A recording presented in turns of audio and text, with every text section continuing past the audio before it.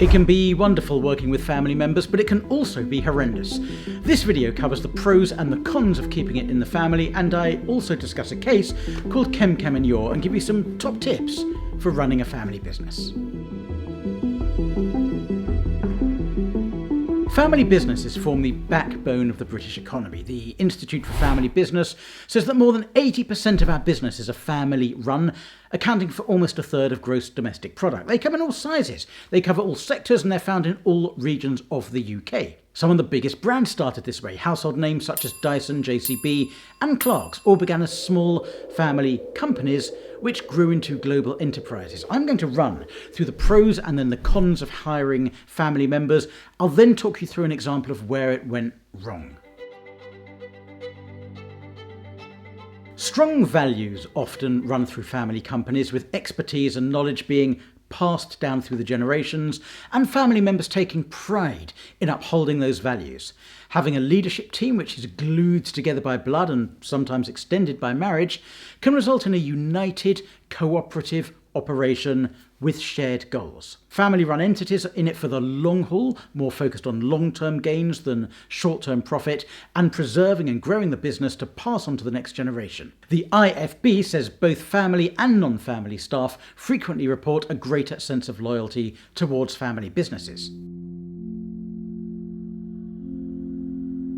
Those same close family ties can cause problems too. Employment laws apply to every employment relationship, even those between family members, but there can be a temptation to sidestep some of the formalities when your employer is dad or grandma. It might seem like overkill to issue a formal employment contract to an uncle or a cousin.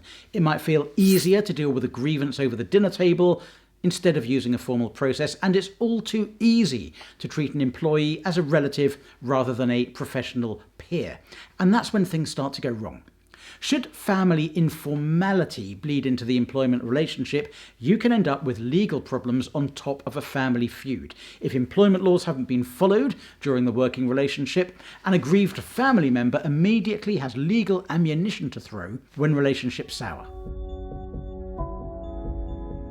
What can go wrong? Well, anything and everything can go wrong. A family member who's also an employee can bring an employment claim just like anyone else. You can't get away with paying someone less than minimum wage. You can't discriminate against someone and then claim family as a defence. Inappropriate treatment of family members at work can also lead to a breach of the implied term of trust and confidence between employer and employee, leading to constructive dismissal claims. The Employment Appeal Tribunals recently looked at just such a claim, born out of a messy family dispute which played out at work. In Chemchem, the employee was the daughter of the majority shareholder in a civil engineering company.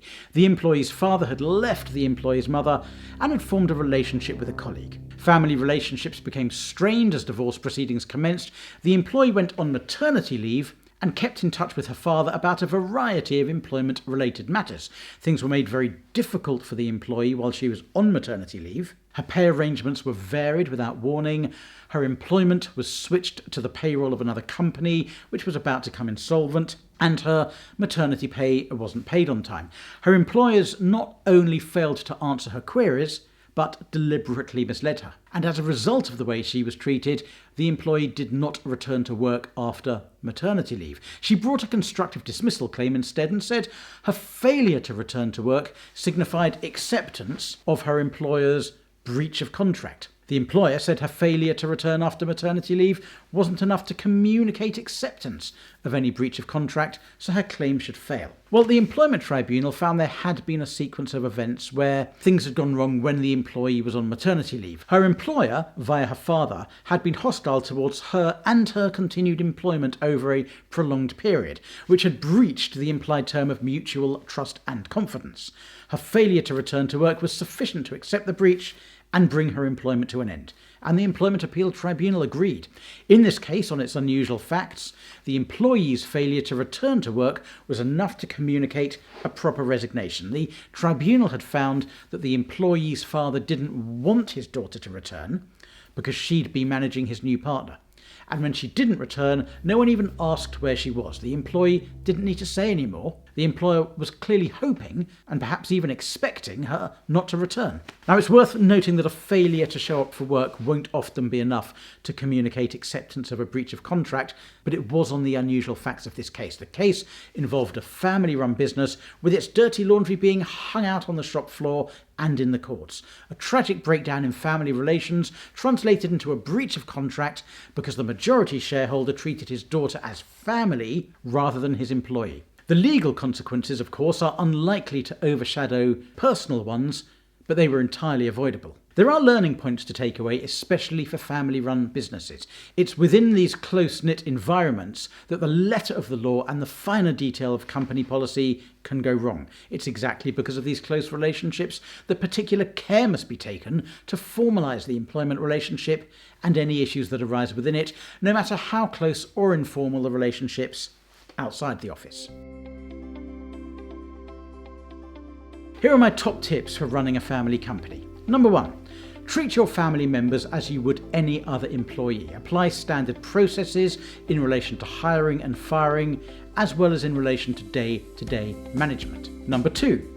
If possible, have family members managed by non-family member employees. Number 3. Avoid special treatment in terms of pay, promotion, and working conditions, whether good or bad. Number 4. Don't allow family arguments to come into the workplace.